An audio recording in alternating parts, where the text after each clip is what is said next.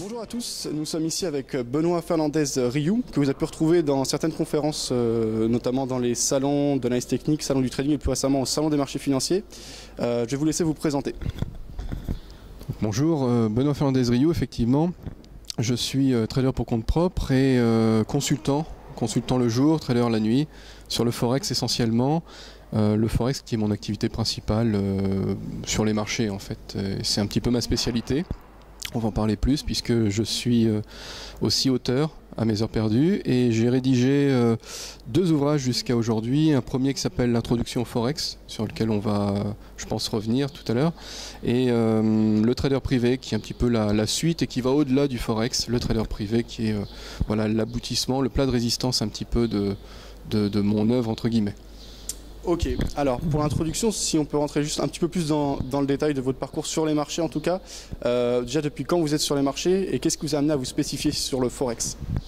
Alors, je suis sur les marchés depuis une bonne décennie, voire un peu plus, mais depuis une décennie sur le Forex. Je suis passé par un petit peu tous les marchés. J'ai commencé classiquement sur les actions, comme tout le monde. Je suis passé par les varants, un petit peu d'options. Voilà, j'ai cheminé et à un moment donné, j'ai trouvé ce marché, le Forex, qui me convenait bien et sur lequel je suis resté et sur lequel je suis devenu spécialiste à force des choses, en quelque part. Bon, également de par ma formation, mais aussi de par mon expérience.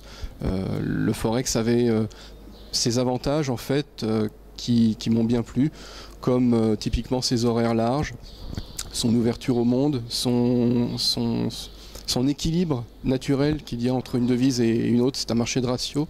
Donc voilà, tous ces avantages qui m'ont permis d'y rester. Très bien, eh bien, on va aller voir ça en détail.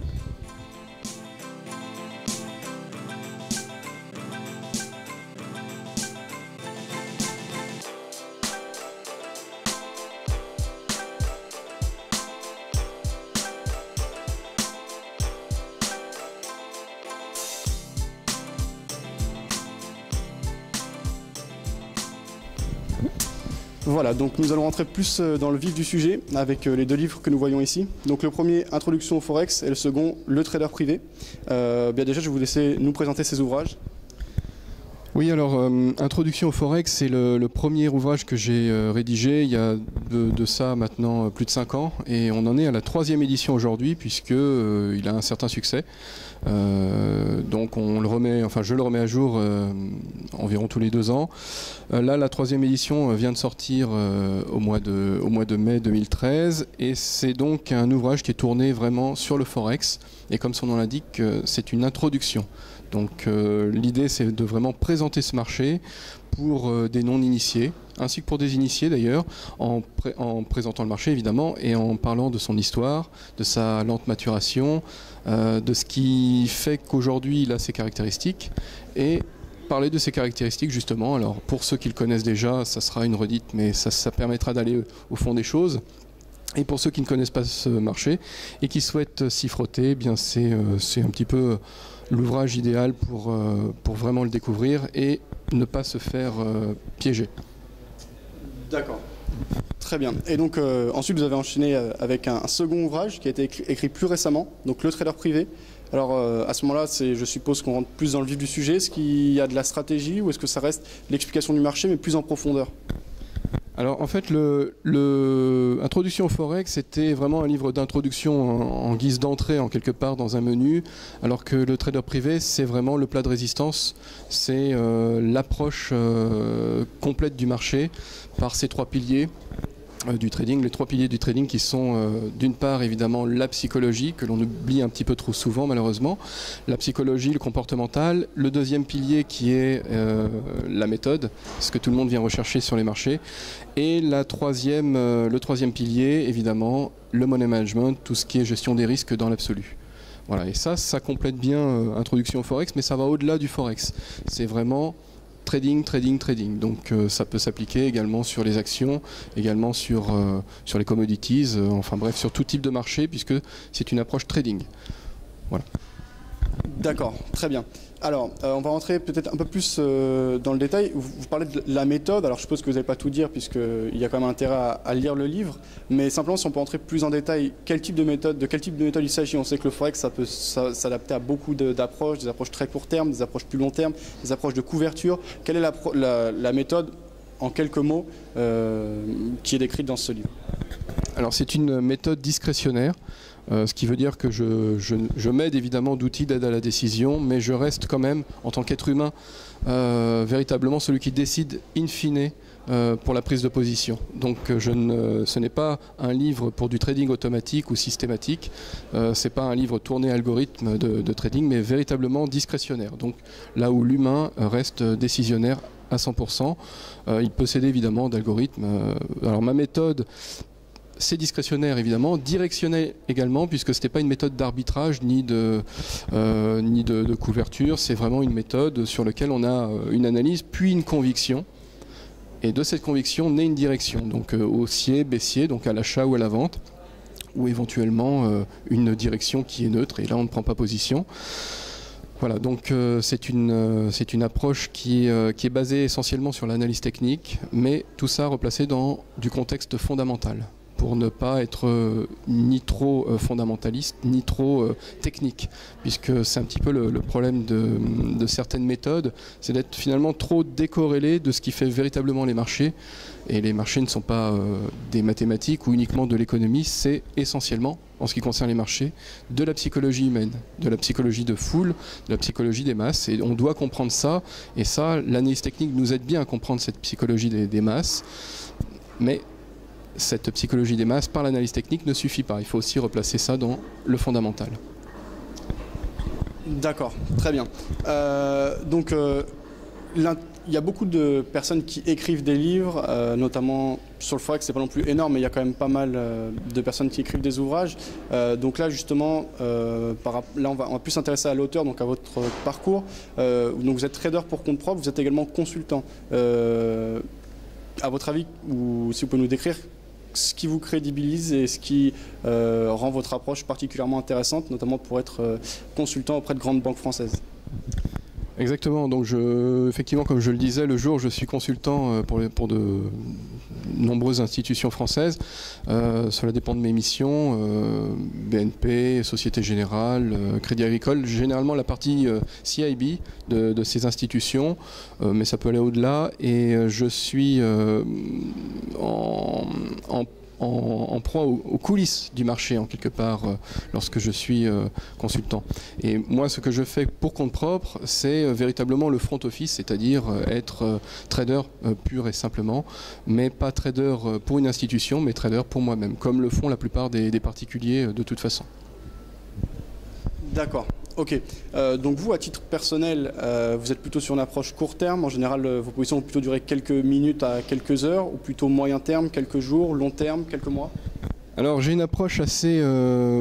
puisque ces histoires de court terme, moyen terme, long terme, c'est aussi propre à chaque trader. On va dire que je suis plutôt moyen terme et assez court terme dans l'absolu. Moyen terme parce que mon horizon de temps essentiel, c'est le swing trading. Dit autrement, c'est une position pour plusieurs séances. Donc quand je prends une position par exemple le mardi, eh bien elle va se poursuivre jusqu'à la fin de la semaine, voire la semaine suivante. Donc c'est pour une semaine, 2 semaines, pour quelques jours en quelque part. Ça c'est l'essentiel de mes trades. Maintenant je suis aussi entre guillemets plus court terme en étant parfois en intraday. Donc là des positions de quelques heures, voire de quelques minutes.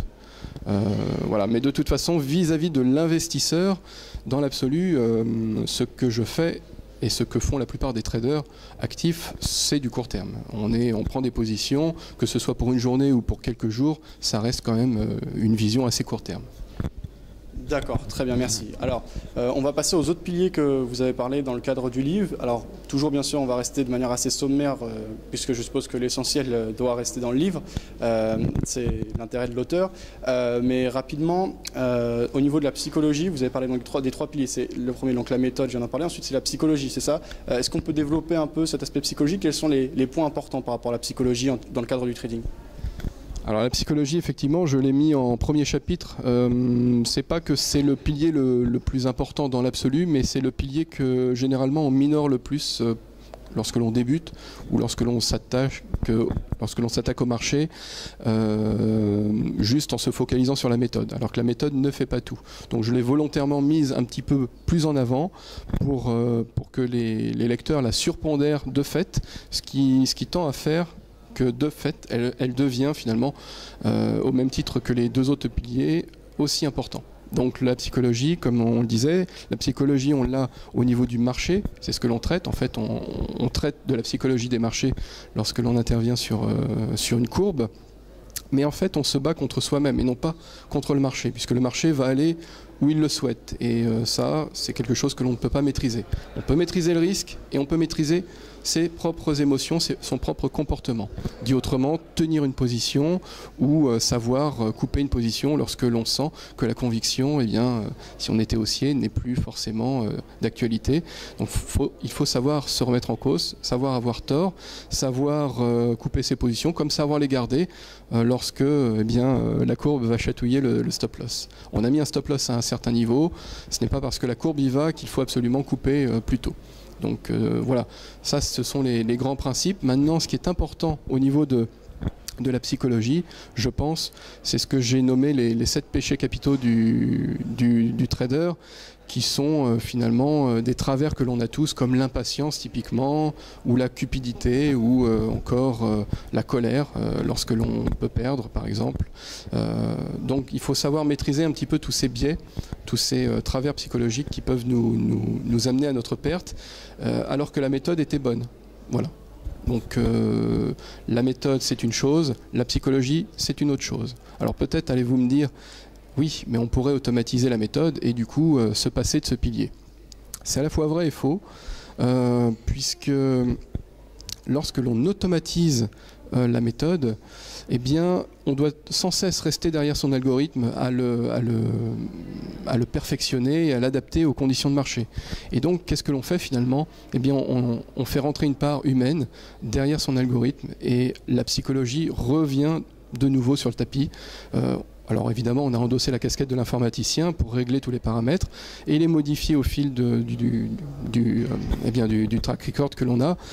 Mais la psychologie, vous voyez, n'est pas totalement absente, même lorsque l'on fait du trading automatique. Et c'est pour ça que la psychologie reste quand même de toute façon ce qu'il y a de plus important. À moins que quelqu'un ait trouvé l'algorithme ultime qu'il ne faut plus jamais modifier et qui va gagner à tous les coups. Mais j'en doute. Bien sûr, ce qui est impossible, enfin on se doute bien, étant donné, comme vous l'avez dit, en vérité, les marchés évoluant, on est toujours obligé, même quand on est dans l'automatique, de ne pas dormir. D'autres personnes plus concentrées et spécialisées sur le trading automatique le disent d'ailleurs, le trading automatique c'est avant tout une aventure humaine. Je crois que c'était Jérôme Révier qui disait ça. Et donc pour revenir au livre, on va aborder donc le 3e pilier qui est le money management, donc un peu même question. Est-ce qu'on peut l'aborder en quelques mots Oui, alors en quelques mots, le money management, c'est peut-être le pilier qui est le plus simple à s'approprier.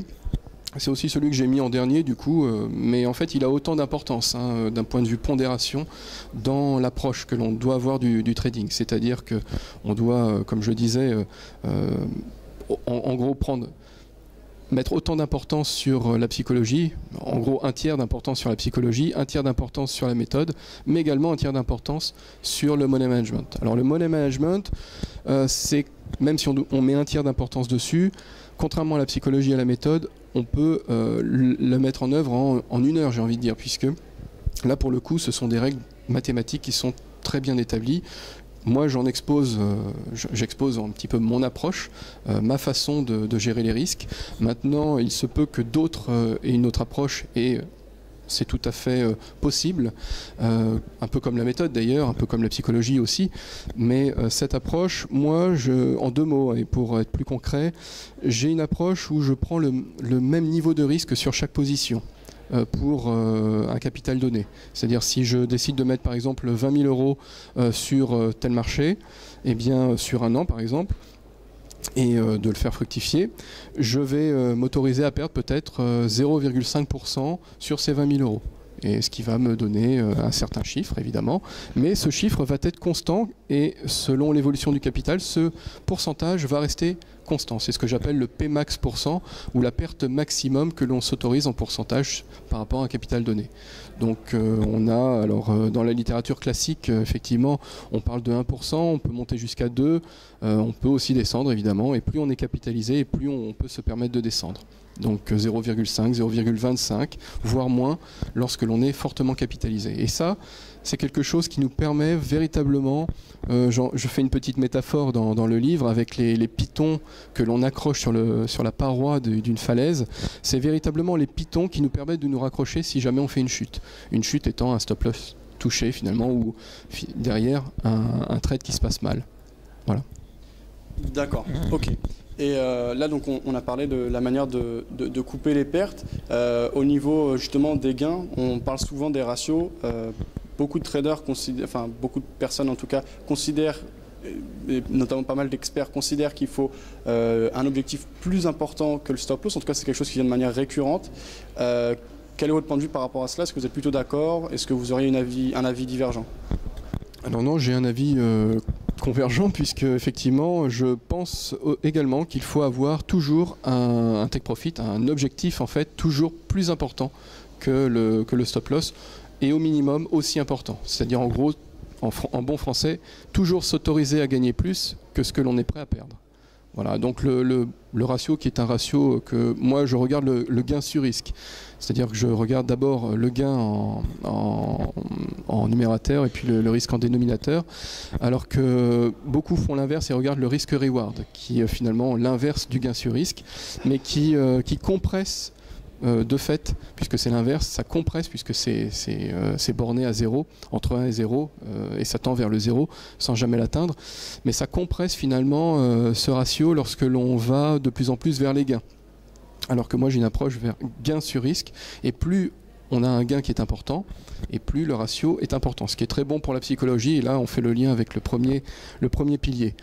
Alors bon, il n'y a pas de ratio gain sur risque idéal, mais je peux vous dire que d'expérience, un ratio gain sur risque par exemple de 20 contre 1, c'est quelque chose qui est totalement farfelu. Ça veut dire que votre stop loss est soit trop près, et il va se faire toucher intempestivement, soit vous avez votre objectif qui est vraiment un objectif qui n'est pas crédible en quelque part, sur l'horizon de temps défini. A l'inverse, un ratio gain sur risque qui est vers 1 ou qui est trop proche de 1, voire inférieur à 1, c'est inférieur à 1, c'est un no-go, hein, clairement. Inférieur à 1, c'est un no-go, c'est-à-dire très clairement, on ne prend pas le trade, en tout cas c'est mon approche. Et quand on va vers 1 et qu'on se rapproche trop de 1, il y a cette notion que j'appelle d'indice de confiance par rapport au trade qui doit rentrer en ligne de compte, c'est-à-dire que pour que ça vaille le coup, il faut être sûr que le trade va, ou quasi sûr, parce qu'on n'est jamais sûr à 100%, que le trade va vraiment toucher son objectif.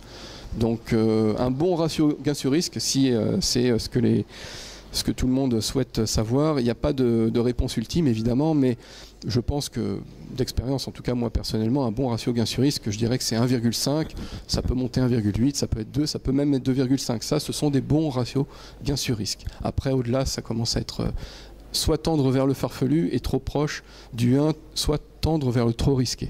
Voilà. D'accord, très bien, merci.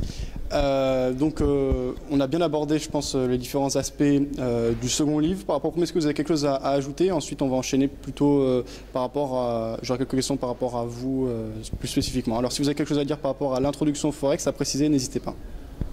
Oui, alors par rapport à l'introduction au Forex, si d'aventure vous achetez les deux livres, eh bien, je vous conseille de commencer par lire d'abord Introduction au Forex, puis le trader privé dans l'ordre chronologique, puisque c'est un peu l'ordre dans lequel vous allez monter en puissance.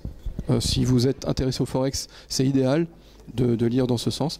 Si vous ne faites pas du tout de Forex, évidemment ce livre n'a pas trop d'intérêt, si ce n'est pour la curiosité ou la culture personnelle, mais le trader privé est intéressant puisqu'il s'adresse vraiment à tous les marchés, il va au-delà du Forex. Donc sur ce premier livre, que dire de plus, je vous ai parlé de l'histoire du Forex, des coulisses du marché, de ses caractéristiques, de ce qui fait que c'est un marché particulier. C'est sous-titré un marché financier parmi d'autres, mais pas comme les autres, et ce pas comme les autres est assez important puisque c'est un marché de ratio, c'est un marché de devises, c'est un marché qui est ouvert 24 heures sur 24, c'est un marché à marge avec des notions de lot, c'est un marché de market maker avec des notions de spread, de markup, etc. Donc tout ça, ce sont des choses que l'on doit maîtriser lorsque l'on veut intervenir sur ce marché, qui est le marché des devises, qui est le marché, j'ai envie de dire, pour moi, le plus intéressant à trader au monde, pour d'autres qui est le plus risqué, mais pour les risques, voilà, je vous ai parlé un petit peu du money management, et si vous maîtrisez le risque, si vous restez raisonnable, c'est comme conduire une Ferrari en ville. Effectivement, elle peut monter à 300, mais en roulant toujours à 50, vous êtes sûr de ne pas faire d'accident, bien que vous ayez une Ferrari.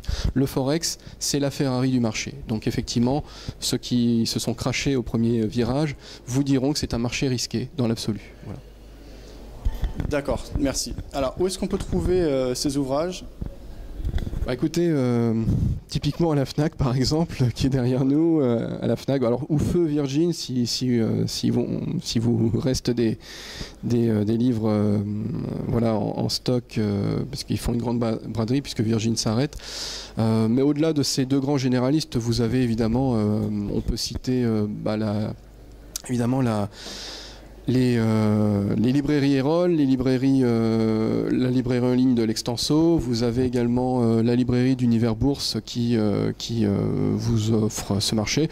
Plus généralement, à chaque fois qu'une librairie est spécialisée sur l'économie, sur la bourse, sur le juridique, sur le commerce, sur voilà, tout ce type toutes ces thématiques, vous trouvez ce livre. Et puis si d'aventure vous ne le trouvez pas, vous pouvez toujours le commander. Ok, très bien. Alors, quand vous dites le commander, justement, c'est par rapport à vous personnellement. Vous avez un site ou une adresse sur laquelle on peut vous retrouver ? Alors moi j'ai un site, mais je ne vends pas de livres. C'est-à-dire que sur mon site, vous ne pourrez pas le commander directement, mais je vous mets des liens qui évidemment vous permettent de le commander, alors soit en ligne, soit directement auprès des librairies concernées. Donc alors pour ceux que ça intéresse, sur mon site, on trouve plutôt mes prochains événements, dont on peut parler peut-être après. Bon, alors mes prochains événements, alors ça se trouve sur www.benoitfernandezriou.com. Voilà. Et mes prochains événements, c'est alors dans l'ordre chronologique l'université de ProAT qui aura lieu le 23 et le 24 juin 2013 prochain à Lyon, comme tous les ans, hein, donc l'université de ProAT Univers Bourse, aujourd'hui ça s'appelle Univers Bourse. Et vous avez également un rendez-vous qui est un peu particulier, qui est le bootcamp que j'organise 1 à 2 fois par an et qu'on a mis en place très récemment, mais qui a eu un succès et qui intéresse véritablement les gens. Ce que j'appelle bootcamp, c'est du trading, c'est-à-dire vraiment on rentre le dimanche après-midi, on parle un petit peu de théorie mais très rapidement, et en fait dès le dimanche soir, puisque le marché ouvre vers 22-23 heures, eh bien on commence à analyser le marché et intervenir. Donc on se couche voilà, à 2 heures ou 3 heures du matin, voire on ne se couche pas peut-être pour les prochaines sessions, et on enchaîne comme ça jusqu'à la séance du lundi, et on termine jusqu'au lundi soir épuisé mais content d'avoir fait des trades en intraday et parfois en swing, c'est-à-dire pour au-delà du bootcamp. Mais le bootcamp, c'est vraiment très concentré, c'est une formation en fait, mais véritablement tournée pratique et très concentrée sur 1 jour et demi. Et les prochaines dates sont pour le 10 et le 11 novembre 2013 prochain. Et le 11 novembre, vous l'aurez remarqué, est un jour férié, ce qui fait que vous n'avez même pas besoin de poser de RTT pour venir. Et pourtant, le marché des devises est ouvert, donc on va pouvoir intervenir dessus. D'accord, alors ça c'est bootcamp, ça se passe où? C'est à Paris ou c'est à Lyon également? Ah oui, alors le bootcamp, ça se passe dans les locaux de Trading School, qui est une branche de Univers Bourse également. Donc Trading School, Univers Bourse, ça se passe à Tours en fait, dans une salle qui peut accueillir jusqu'à une dizaine de personnes. Donc on ne dépassera pas à peu près ce nombre. Voilà, donc les places sont assez limitées. Ok, très bien. Alors, pour conclure, donc un volet un peu plus personnel par rapport au marché. Bien déjà, au niveau de votre parcours, vous avez commencé plutôt par le côté indépendant ou plutôt par le côté professionnel? Comment vous en êtes venu en fait au marché financier?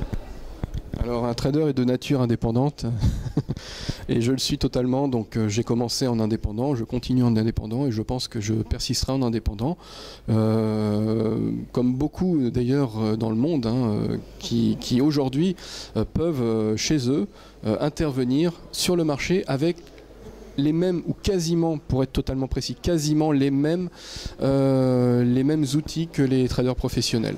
Puisqu'on a des plateformes électroniques en temps réel aujourd'hui, on a même des plateformes qui sont pour les particuliers pour la plupart, qui sont même plus ergonomiques que celles des professionnels. Sauf que voilà, entre les particuliers et professionnels, on ne fait pas tous forcément la même chose. Les professionnels sont dans l'absolu, parce qu'il y a un mythe là-dessus, hein, les traders pour la plupart ne font pas vraiment d'arbitrage. Pour la plupart, ils font de la vente de produits. Ils font du market making, voilà, ils vous vendent des produits structurés, ils vous vendent ce que le client, en quelque part, donc généralement un corporate ou même un fonds demande.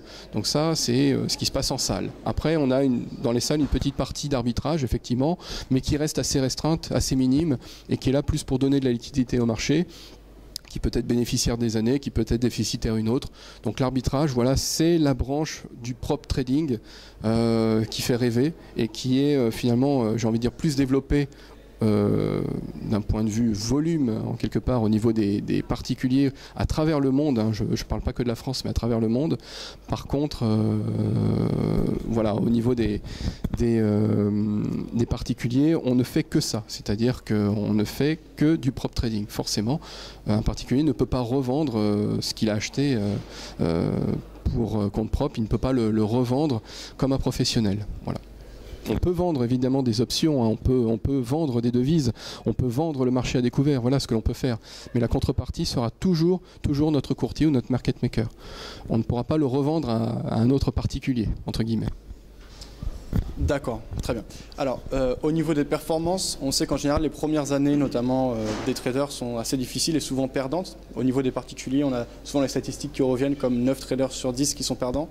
Qu'est-ce que vous pouvez dire par rapport à votre expérience et sinon de manière plus générale par rapport à cela? Alors sur le Forex, les statistiques sont un petit peu différentes, effectivement, mais pas très éloignées. En fait, c'est plutôt 2 à 3 traders sur 10 qui sont gagnants, de l'ordre de 20 à 30% en fait, qui sont gagnants ou qui s'en sortent, c'est-à-dire qu'ils ne sont pas forcément énormément gagnants, mais qui sont de toute façon un petit peu positifs, voire un petit peu négatifs, mais voilà, qui stagnent. Donc on a un quart en quelque part qui s'en sort, et on a les 3 quarts effectivement qui sont perdants et qui se font soit sortir du marché et qui ne reviennent pas, soit qui persistent et qui reviennent. Moi je vous conseille de persister, évidemment, vous allez me dire que je pousse à la consommation en disant ça, mais de persister raisonnablement, c'est-à-dire de persister en apprenant de vos erreurs. Dit autrement, c'est pas parce que vous conduisez une voiture, que vous êtes jeune conducteur, que vous avez un accident, que vous allez arrêter totalement de conduire. Ça serait stupide. C'est pas parce que vous tombez de vélo que vous allez arrêter le vélo. Donc c'est pareil sur les marchés. C'est pas parce que vous avez fait un game over à un moment donné avec un compte à peut-être 2000 euros, 5000 euros, 10 000 euros, que sais-je. Ce n'est pas parce que vous avez fait un game over qu'il faut forcément arrêter et en être dégoûté. Vous devez apprendre de vos erreurs, donc c'est ce que j'explique un peu dans les livres, surtout sur la partie psychologie. Vous devez tenir un journal de trade. Généralement, la première fois, on ne le fait pas, et c'est aussi pour ça d'ailleurs qu'on fait un game over, qu'on fait une ruine. Et ensuite, on commence à se demander ce qu'il faudrait changer pour pouvoir éventuellement, au moins préserver son capital et au mieux gagner. Et c'est petit à petit le cheminement que commencent à mettre en place ceux qui persistent.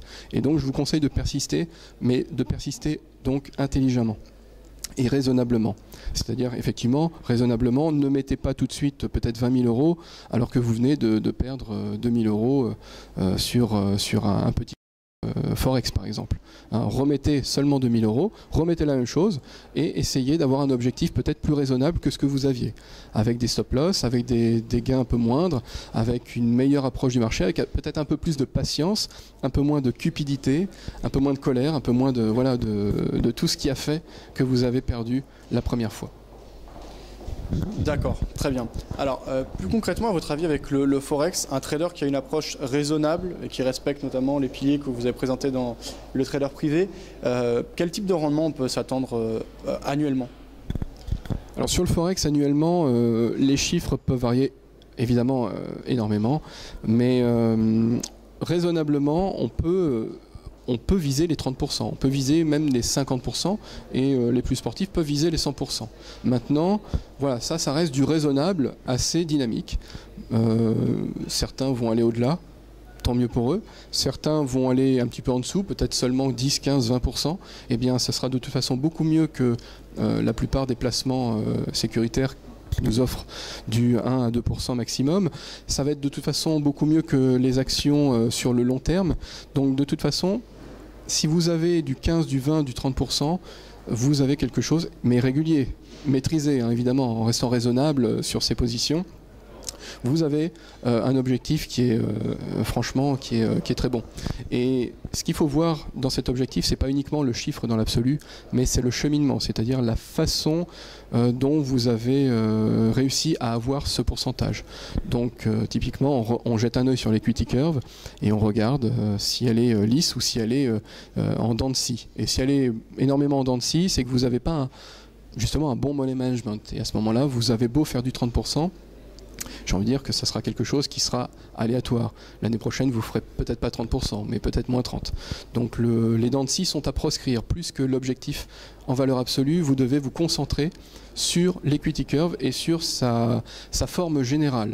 Elle doit être la plus lisse possible, la plus régulière possible, évidemment, avec une inclinaison positive, évidemment. Mais cette inclinaison, ce fameux objectif en pourcentage dans l'absolu, c'est quelque chose qui reste propre à chacun et qui n'est pas quelque chose que vous devez forcément viser à tout prix. Vous devez plus viser sur le comment que le quoi.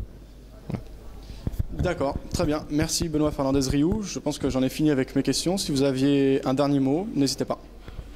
Écoutez, merci en tout cas à vous déjà pour cette interview, parce que ça permet effectivement de mieux faire connaître un peu mon travail et puis ce que je fais au quotidien et régulièrement lors des salons, lors des conférences, lors des formations, puisque donc je donne des rendez-vous réguliers un petit peu à mes lecteurs. Typiquement j'ai fait le Friday Forex il y a une semaine à l'espace Pierre Cardin à Paris, et puis je pense qu'il y en aura d'autres puisque ça a été un succès. Ce sont des moments qui me permettent vraiment de rester au contact avec les gens, d'échanger, puis de leur transmettre aussi, parce que moi j'ai un peu cette passion de transmettre. On dit que je suis assez pédagogue et bon, on le dit tellement que j'en suis maintenant intimement convaincu. Effectivement, j'aime transmettre, j'aime expliquer les choses, j'aime rendre les choses simples alors qu'elles paraissent forcément de prime abord compliquées. Et pourtant, elles ne sont pas si compliquées que ça si on s'attache un petit peu à les décortiquer dans le bon sens. Donc voilà, c'est ce qui me permet un petit peu d'aller au-delà des simples courbes et des simples écrans qui restent quand même très froids et qui restent quand même des choses assez austères dans l'absolu, mais qui sont passionnantes. Mais je veux aller au-delà et voilà, c'est pour ça que je vous remercie et je vous donne rendez-vous à toutes et à tous pour les prochains événements en live ou en ligne peut-être. Voilà, merci.